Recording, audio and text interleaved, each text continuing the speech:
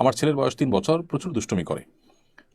যা চায় তা না দিলে অনেক বিরক্ত করে, কোনোভাবে দমানো যায় না। বাচ্চাদেরকে শান্ত রাখার জন্য কোনো আমল আছে কি না? এমনি তানভীর হাসান লিখেছেন, ঘুম থেকে জেগে দেখি বীর্যপাত হয়েছে, কিন্তু আমি কোনো কিছুই বুঝতে পারিনি। কখন কি হয়েছে কিছুই জানি না। এখন আমার কি গোসল ফরজ হবে? এরপরে আসিফ আক্তার হৃদয় লিখেছেন, দিনদার জীবনসঙ্গী পাওয়ার জন্য কি কি আমল করব?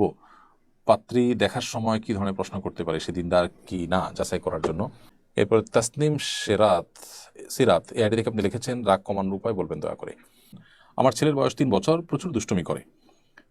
যা চায় তা না দিলে অনেক বিরক্ত করে, কোনোভাবে দমানো যায় না। বাচ্চাদেরকে শান্ত রাখার জন্য কোনো আমল আছে কি না? প্রথমত তাদের বদ মেজাজ বা বদরাগ এটা দূর করবার জন্য যা কিছু খাবে তারা সেখানে আউযুবিল্লাহ পড়ে ফু দিয়ে খাওয়াবেন, 7 বার বিসমিল্লাহ পড়বেন।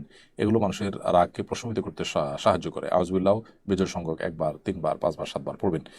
কারণ তাওবুজ বা আউযুবিল্লাহ মিনাশ শাইতানির রাজিম পাঠ করলে মানুষের রাগ প্রশমিত হয়। যে খাবার খাবে সেটাতেই আপনি আউযুবিল্লাহ মিনাশ শাইতানির রাজিম 7 বার পড়ে ফু দিবেন, দিয়ে তাকে খাওয়াবেন।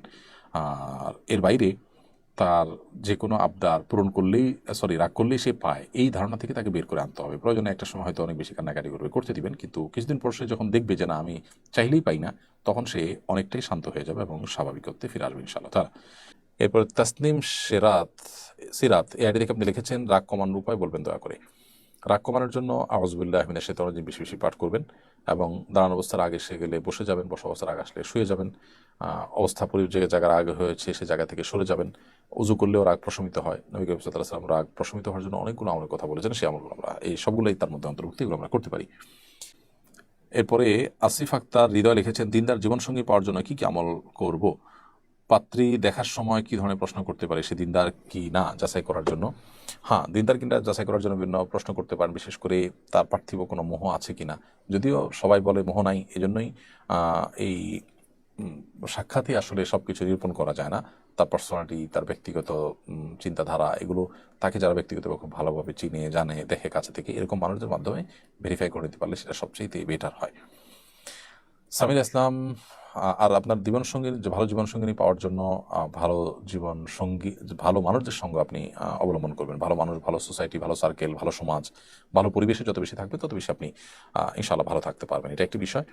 আর সেই সাথে আরেকটি গুরুত্বপূর্ণ বিষয় হলো যে আপনি ভালো দিনদার সঙ্গিনী পাওয়ার জন্য সূরা ফুরকানের ৭৪ নম্বর আয়াত পড়বেন। রব্বানা হাব লানা মিন আজওয়াজিনা ওয়া যুররিয়্যাতিনা কুররাতা আয়ুন ওয়াজআলনা লিল মুত্তাকিনা ইমামা। যার অর্থ হলো, আল্লাহ আমার চক্ষু শীতলকারী জীবনসঙ্গিনী সন্তান সন্ততি আপনি আমাকে দান করুন এবং আমাদেরকে মুত্তাকিদের ইমাম বানায় দেন। খুবই সুন্দর এবং অর্থবহ একটি দোয়া। এমনি তানভীর হাসান লিখেছেন, ঘুম থেকে জেগে দেখি বীর্যপাত হয়েছে, কিন্তু আমি কোনো কিছুই বুঝতে পারিনি। কখন কি হয়েছে কিছুই জানি না। এখন আমার কি গোসল ফরজ হবে? হ্যাঁ, যদি আপনার বীর্যপাত হয়েছে এটা আপনি নিশ্চিত হন, তাহলে আপনার গোসল ফরজ হবে। যদিও আপনি জানেন না কখন বীর্যপাত হয়েছে বা কিভাবে হয়েছে সেটি।